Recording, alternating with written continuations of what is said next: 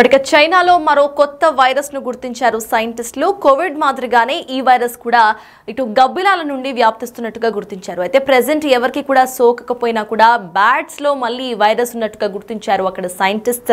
వ్యూహాన్లోని scientist దీన్ని గుర్తించారు. గ్వాన్ ల్యాబొరేటరీలో virus గుర్తింపు జరిగింది. అయితే ఈ వైరస్ కు HKU5CoV2 అంటూ కూడా నామకరణం చేశారు. సార్స్ CoV2ల మాదిరిగానే ఈ వైరస్ కూడా ఉండబోతోంది. కానీ కోవిడ్ మాదిరిగా కాకుండా కోవిడ్ అన్ని లక్షణాలు కనిపించకపోయినా ఈ వైరస్ అంత ప్రమాదకరం కాదంటూ కూడా ఇటు సైంటిస్టులు చెప్పే ప్రయత్నం అయితే చేస్తున్నారు. ఇప్పటి వరకు ఎవరికి వ్యాప్తి చెందకపోయినా వ్యాప్తి చెందే అవకాశం అయితే ఉన్నట్టుగా గుర్తించారు సైంటిస్ట్.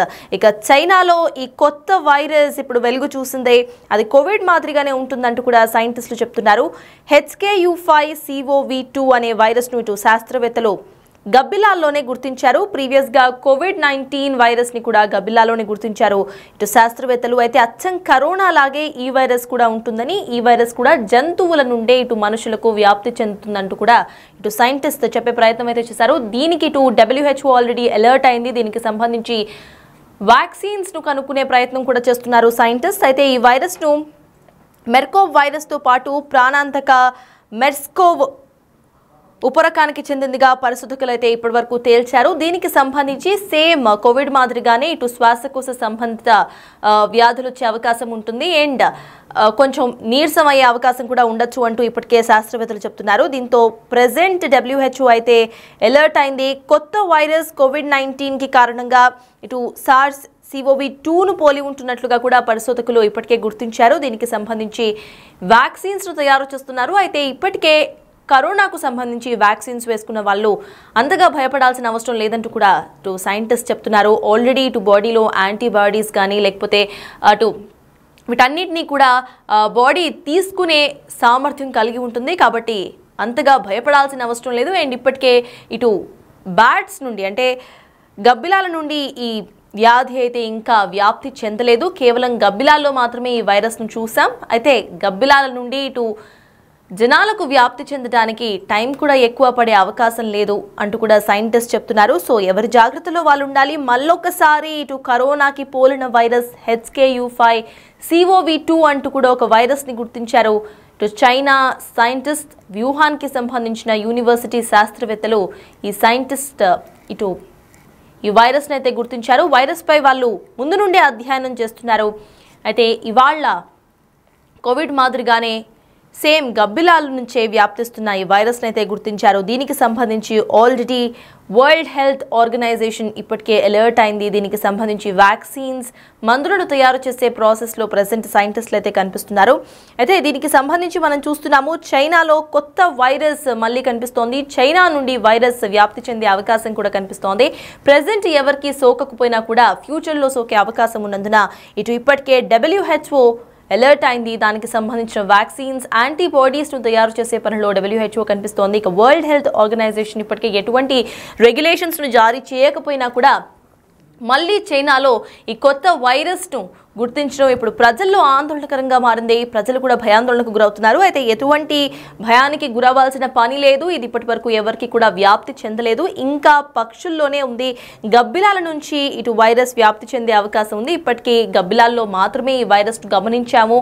ఈ వైరస్ ఇప్పటికైతే ఎటువంటి ప్రజల్లోకి కూడా వ్యాప్తి చెందలేదు. కేవలం గబ్బిలాల్లో మాత్రమే ఉంది. ఫ్యూచర్లో వ్యాప్తి చెందే అవకాశం ఉంది. అప్పటి వరకు సైంటిస్ట్ ఇక్కడ వ్యాక్సిన్స్ను కనిపెట్టే ఆలోచన కూడా చేస్తున్నారు. ఈ వైరస్ కూడా సేమ్ సార్స్ను పోలి ఉంటుందంటున్నారు సైంటిస్ట్. హాంకాంగ్లోని గబ్బిలాల్లో ఈ వైరస్ను గుర్తించారు. అయితే మనుషులకు సోకే అవకాశం ఉందంటూ కూడా చెప్తున్నారు సైంటిస్టులు. డైరెక్ట్గా లేదా ఇండైరెక్ట్గా గబ్బిలాల నుండి ఈ వైరస్ మనుషులకు సోకే అవకాశం ఉంది. డైరెక్ట్ గబ్బిలాలతో కాంటాక్ట్ అయినప్పుడు కానీ లేకపోతే గబ్బిలాల నుండి వేరే జంతువుల నుండి మనకి సోకే అవకాశం కానీ ఉండొచ్చు అంటూ కూడా సైంటిస్ట్ ఒక అంచనాకైతే వస్తున్నారు.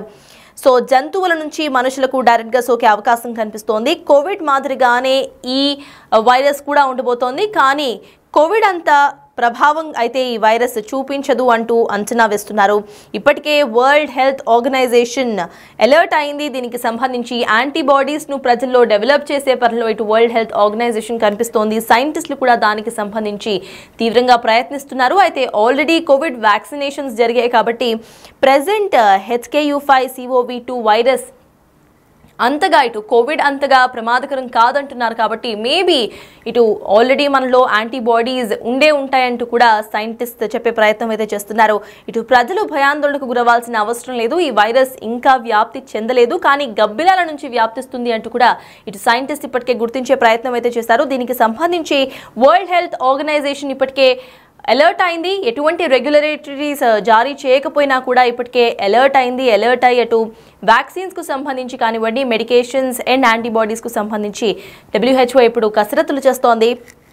ఫస్ట్ కేసు నమోదవ్వక ముందే ప్రెసెంట్ అయితే వైరస్ని ఆల్రెడీ గబ్బిలాల్లో ఇటు శాస్త్రవేత్తలు గుర్తించారు. దీనికి సంబంధించి ఇప్పుడే వరల్డ్ మొత్తం కూడా అలర్ట్ అవుతోంది. అయితే కోవిడ్ మాదిరిగానే ఈ వైరస్ కూడా ఉంటుందంటూ కూడా సైంటిస్ట్ ఒక అంచనా వేస్తున్నారు. కోవిడ్ టైంలో ఎలా అయితే ప్రజలకి ఇటు శ్వాసకోశ ఇబ్బందులు వచ్చాయో అటువంటి ఇబ్బందులే ఈసారి కూడా వచ్చే అవకాశం ఉంది. కానీ కోవిడ్ మాదిరిగా అంత ప్రమాదకరంగా అయితే ఉండదు అంటూ కూడా సైంటిస్ట్ చెప్పే ప్రయత్నం అయితే చేస్తున్నారు. మొత్తానికి చైనాలో మరో కొత్త వైరస్ను గుర్తించారు సైంటిస్ట్. కరోనా తరహాలోనే ఈ వైరస్ కూడా కనిపిస్తోంది. ఈ వైరస్ కూడా కరోనా తరహాలోనే వ్యాప్తిస్తుంది అని అంటున్నారు.